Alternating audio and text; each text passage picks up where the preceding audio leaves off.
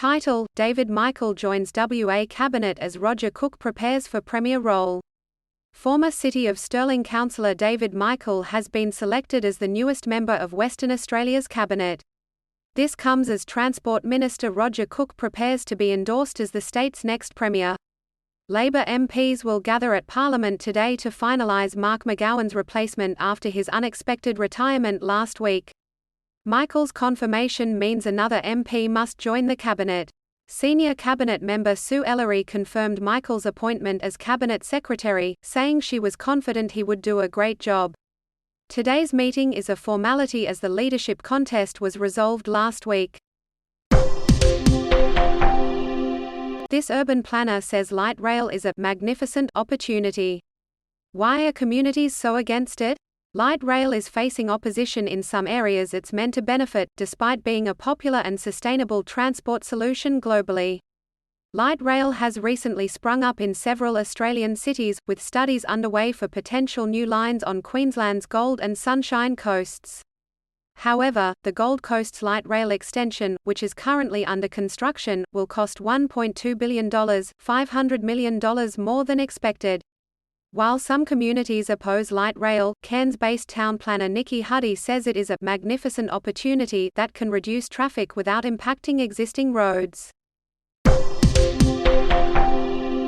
Title: Facial recognition technology to revolutionise sheep farming industry in Australia.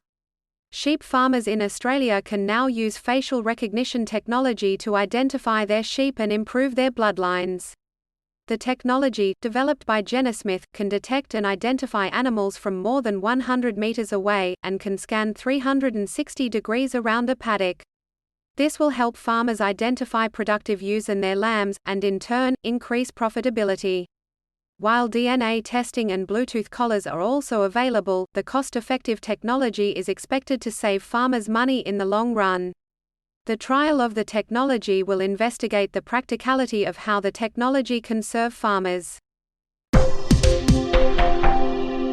Should we be hand-feeding wild dolphins? Even the experts are divided. The hand-feeding of wild dolphins is a lucrative ecotourism industry in parts of Australia, but the impact of the practice has researchers divided. In most cases, feeding by humans has been shown to have adverse effects, sometimes severe, on the whales and dolphins concerned, the Federal Environment Department said in 2017. Given that finding, why are the experts still split on the issue and what does the science say?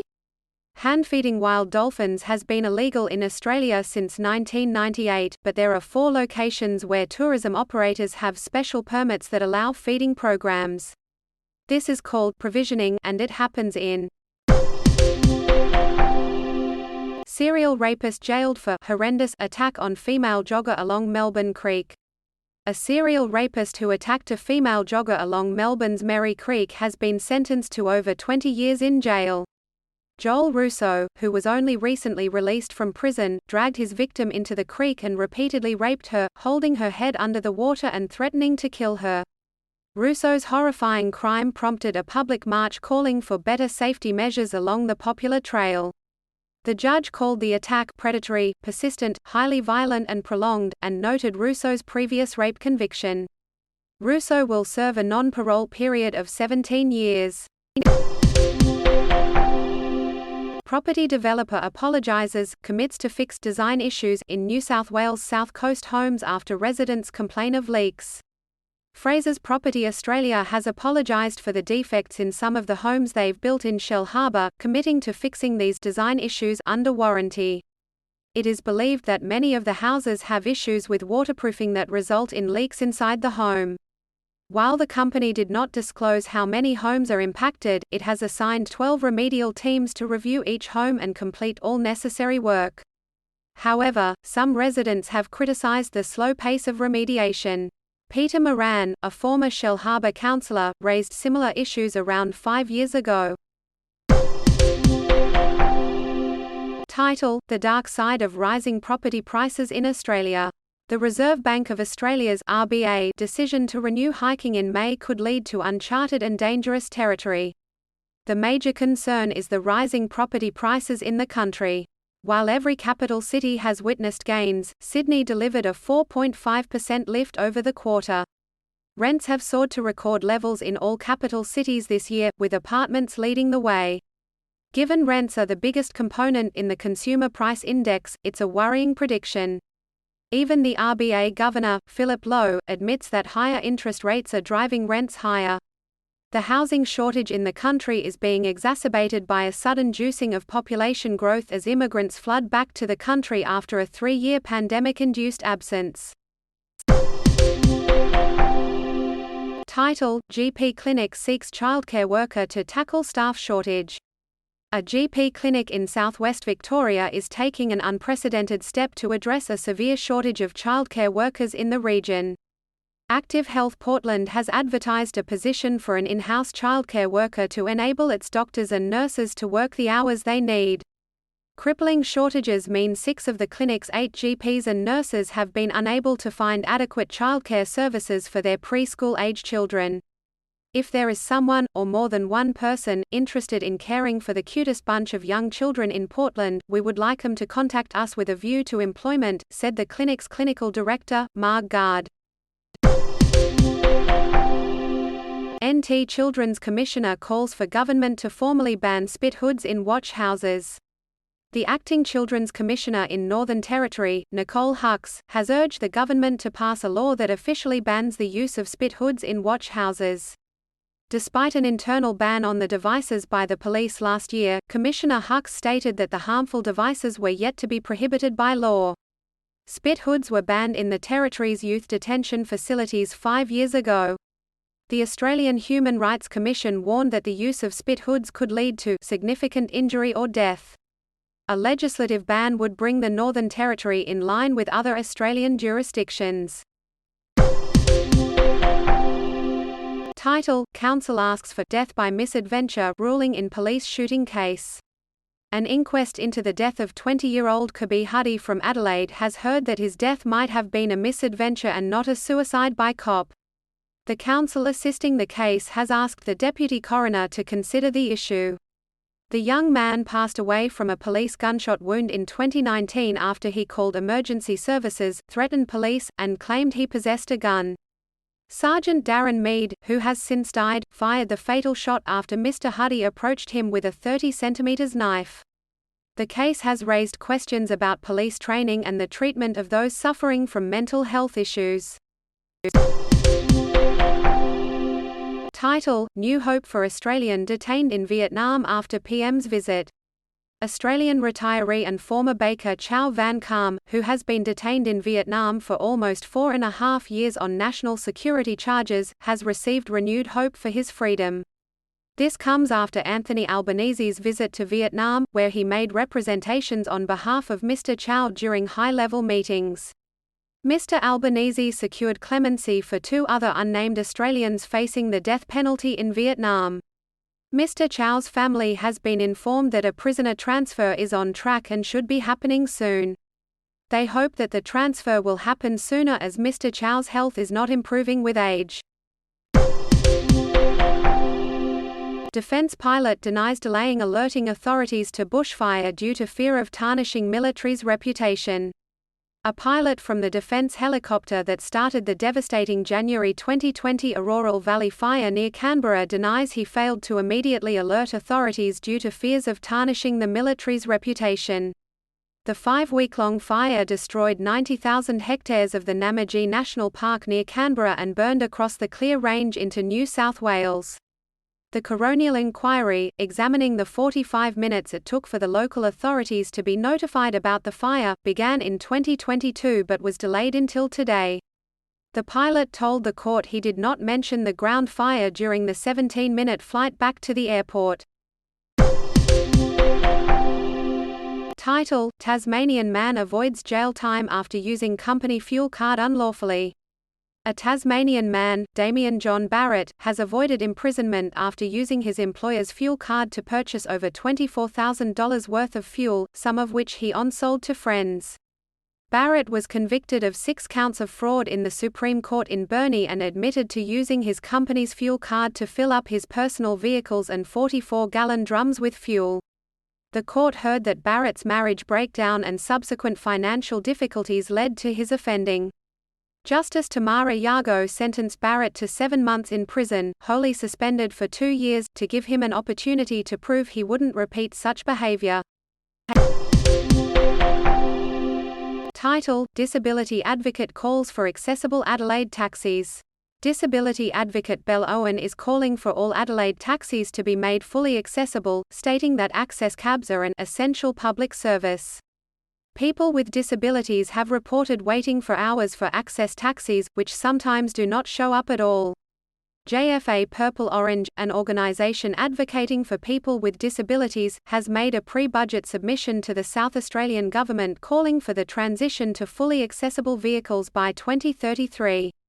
Transport Minister Tom Koutsantonis said that any changes would be a major shift and that a solution would not be devised in time for next week's state budget. Family, community mourns always positive mother of 2 killed in tragic Orange House fire. The Orange community is mourning the loss of mother of 2 Naomi Richings, who died in a house fire on Saturday morning.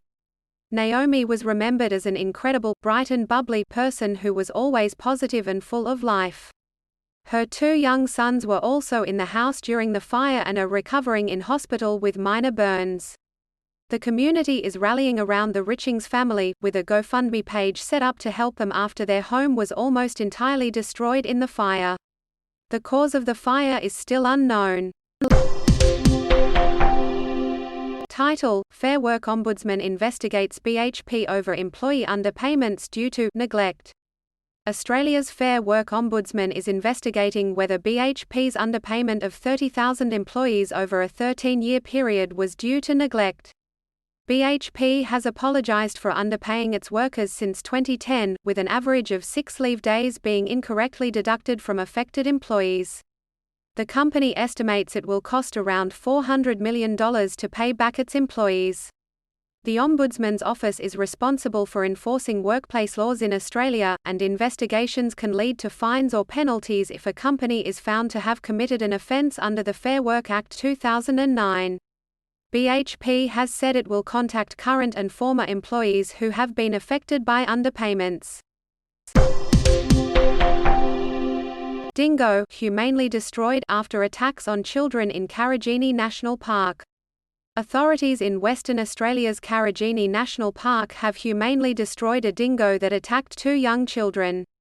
The dingo attacked a 4-year-old boy on the leg at Dales campground at the park, which prompted the National Park Rangers to pursue the animal. The same area was previously in the news when a mother fended off a dingo that attacked her 2-year-old son in April. Despite constant patrols by rangers, the animal could not be euthanized safely until this week. Dingo behavior expert Bradley Smith attributed the recent attacks to a dingo's tendency towards breeding season behavior and attraction to food at campgrounds. Title: Carbon dioxide levels reach record high, urgent action needed to combat climate change. The concentration of carbon dioxide in the atmosphere has reached an all-time high, according to scientists at the Mauna Loa Atmospheric Baseline Observatory. The National Oceanic and Atmospheric Administration reported that measurements averaged 424 parts per million in May 2023, up from last year's average. This record high builds on last year's all-time high, pushing the total atmospheric CO2 concentration to 50% above pre-industrial levels. These trends indicate the need to make every effort to slash carbon pollution, combat climate change, and safeguard the planet. Urgent action is needed to limit warming to 1.5 C and prevent severe impacts from climate change. Sydney woman charged with dangerous driving over fatal crash. A 70-year-old woman has been charged with dangerous driving following a fatal crash on the Pacific Highway in regional New South Wales. The crash left a 4-wheel drive suspended in the air, killing a 70-year-old man. The accident occurred on May 26 at Yungai Rail when the silver 4WD left the highway, hit a concrete barrier, and became stuck between a rail and concrete barrier. The female driver was charged with dangerous driving occasioning death and her driver's license was suspended. She was granted conditional bail to appear at Parramatta Local Court on July 19. Title: Rising interest rates force business owner to work 2 jobs. Mia de Rauch, a business owner in Torquay, is finding it increasingly difficult to keep up with mounting bills and increasing mortgage repayments. The Reserve Bank of Australia (RBA) raised the cash rate to 4.1%, resulting in a $20,000 rise in mortgage repayments for de Rauch within a year. She has been forced to work an additional job as a hospitality worker to make ends meet. Anglicare Victoria's regional director, Michael Erlemans, expressed concern over the increasing number of people seeking support amidst rising living costs. Bendigo Bank's chief economist advises that further rate rises could result in a recession. Canberra man pleads not guilty to pointing gun at Nick Kyrgios's mother and stealing tennis star's Tesla. A man accused of threatening Nick Kyrgios's mother at gunpoint and stealing her son's car has pleaded not guilty to aggravated armed robbery in the ACT Magistrates Court. The Canberra man in his 30s allegedly pointed a long-barreled gun at Norlaila Kyrgios in May this year and demanded the keys to the athlete's green Tesla. The man is charged with 5 offences, including aggravated armed robbery, failure to stop for police, and driving while suspended. Kyrgios used an app on his phone to track the location of the car and provide updates to police. The case was adjourned for 6 weeks. Title: Oldest known burial site discovered in South Africa, shedding new light on human evolution. Paleontologists have discovered the world's oldest known burial site in South Africa, containing remains of Homo naledi, a small-brained distant relative of humans. The discovery has challenged the current understanding of human evolution, as ancient interments were thought to be the result of the development of bigger brains. The species discovered by Lee Berger and his team had brains about the size of oranges, yet were capable of complex emotional and cognitive behavior. The oval-shaped interments contained at least 5 individuals, and evidence suggests they were deliberately dug, and then filled in to cover the bodies. No leniency, man urges maximum jail term for brother's killer after 35-year mystery solved. The family of Scott Johnson has expressed their relief and hope to finally find justice, as Scott Philip White, the man found guilty of manslaughter for the death of Johnson in 1988, is set to be sentenced on Thursday. White had previously been sentenced to 12 years in prison for murder, but the conviction was quashed before he pleaded guilty to the lesser charge of manslaughter. Johnson's brother, Steve, has urged for no leniency for White, saying that his legal wrangling has caused their family another year of grief. Steve also hopes to help other families whose relatives were victims of unsolved gay hate crimes. Title: How much extra could mortgage repayments be, now that the cash rate is 4.1%? The Reserve Bank of Australia (RBA) has increased the cash rate by 0.25%, raising it to 4.1%, the highest in over a decade. This means that those with variable rate mortgages should expect their monthly repayments to increase. But just how much extra will you be paying each month? Use this mortgage repayment calculator to find out. Keep in mind that longer-term loans will accumulate more interest, resulting in a higher additional repayment amount. It's important to note that individual lenders decide how much of the RBA rate rise to pass on, so it's best to check with your lender for the exact amount. Title: Convicted pedophile claims cancer diagnosis prompted asset shedding during bankruptcy hearing. Convicted pedophile John Wayne Millward has claimed during a bankruptcy examination hearing that he divested his finances and assets while in prison due to his terminal cancer diagnosis, wanting his affairs put in order. Millward was sentenced for sexually abusing Zab, who won a $5.3 million compensation payout in 2021. However, Millward transferred over $800,000 to his former partner and daughter on the day he was sentenced, and gifted half of his share in a property to his partner's son. The court will use the information to determine potential claims for creditors, including Zab. The matter is set to return to the federal court in June and July. Senior Aboriginal legal service lawyer acquitted of perverting course of justice. Senior lawyer for the Aboriginal Legal Service in the West Kimberley, Paul Xavier Tobin, has been found not guilty of perverting the course of justice. The West Australian Police accused Tobin of improperly discouraging a witness from giving evidence at Broome Courthouse in 2019. State prosecutor Paul Usher argued Tobin had approached the victim and made a statement as a proposition, rather than an open-ended question. The victim pressed ahead with the case against the perpetrator and was found guilty over the incident. After delivering his acquittal, Judge Lemonis said he would publish his written judgment at a later date. Title: New South Wales hopeful returns early from injury to chase state of origin dream. Penrith enforcer Spencer Leniu is back on the field ahead of schedule after rupturing his testicle during a routine contact drill.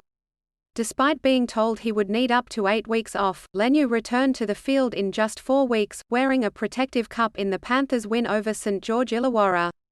The explosive prop was being talked up as an interchange option for Brad Fittler's New South Wales squad for Origin I before his injury, and he remains hopeful of pushing for selection. Leniu's quick recovery is a testament to his determination and dedication to his state of origin dream. Rescue operation underway to free entangled whale off New South Wales Central Coast. A humpback whale has become entangled off the New South Wales Central Coast, and a specialist disentanglement crew is on its way to rescue it. The whale was spotted near Nora Head, and rescuers will attempt to assess the situation and carefully release the whale. According to ORRCA, a whale rescue and research organisation, the rescue operation could be complex. This is the second whale entanglement off the New South Wales coast in the past week. ORRCA is assisting the National Parks and Wildlife Service with the operation.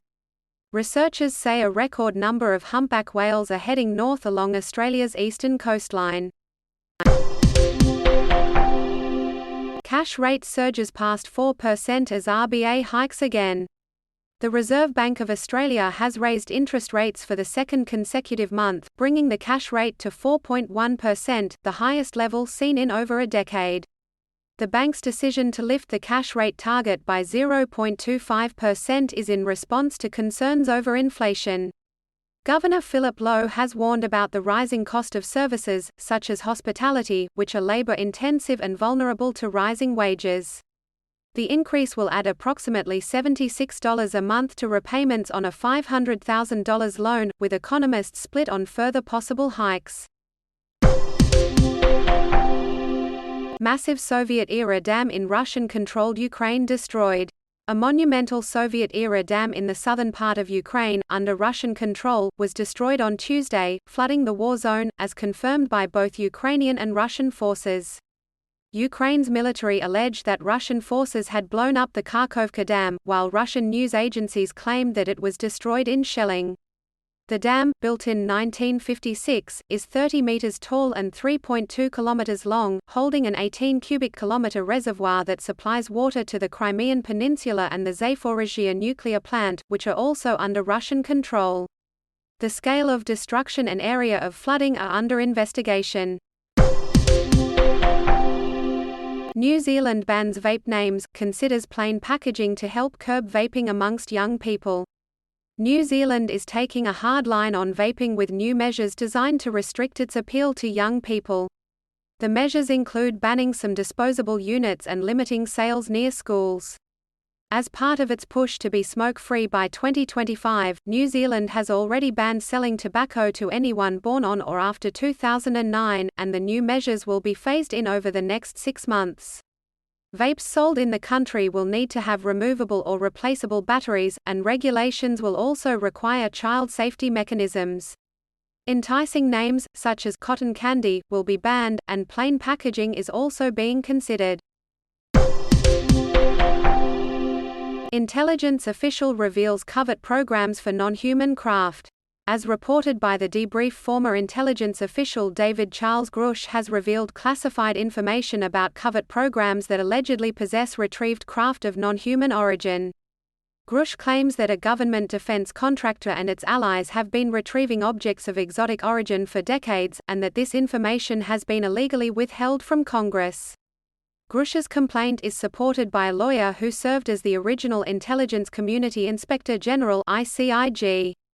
The information provided to Congress and the current ICIG allegedly includes both intact and partially intact vehicles. Grusch's disclosures have helped to spur a growing determination within the government to unravel the enigma of UAPs.